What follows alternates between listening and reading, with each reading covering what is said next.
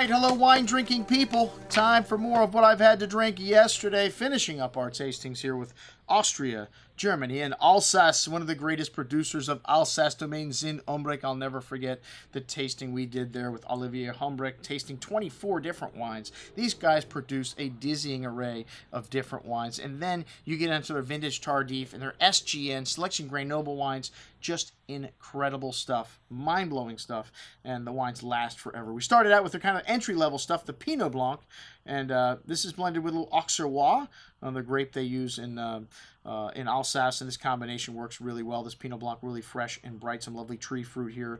Zind Humbrecht known for being a little sweeter style, but these wines have got great balance. This includes the Herrenweg and Rottenberg vineyards, and Zind Humbrecht, like I said, to me, just displays incredible balance for the richness in their wines. Pinot Blanc, a textbook example of this varietal. The Riesling up next, also a textbook example of this varietal. Riesling from Alsace, well, one of the greatest areas in the world for Riesling.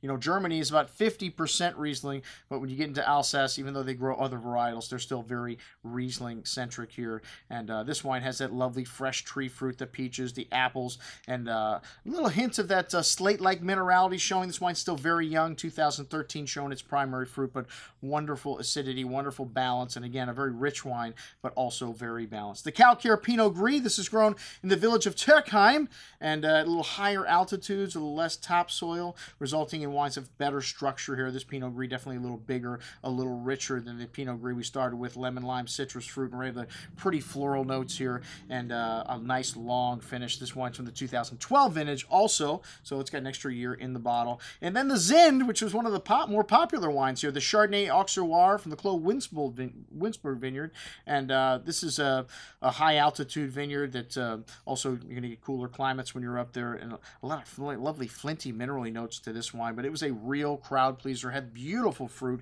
wonderful balance, kind of orange blossoms, some nice spice to the finish in this wine also, and really excellent little blend from Alsace. All right, my favorite wine, the Gewürztraminer Clos Winspool. Wow, this wine just exotic. It aged for 18 months in 40-year-old barrels. Good amount of rich tree fruits, lychee, pineapple, peaches, really tropical, rose petals, just incredible bouquet, and lovely thickness and richness on the palate. I'll bet this wine's got 18-20 grams of residual sugar at least, but you don't notice because the wine has got such a firm hand of acidity. Some wonderful spice in this wine as well. Just a knockout. One of my favorite wines. My favorite wine of the tasting was this Gewürztraminer Clos Winspool, but a little expensive, but hey, if you like Gewürztraminer, it is one of the best you will ever have. That's what we had to drink at our Germany, Alsace, and Austria tasting. I'm your host, Andrew Lampasoni, signing off for the Wine Watch, saying remember, always drink the good stuff first.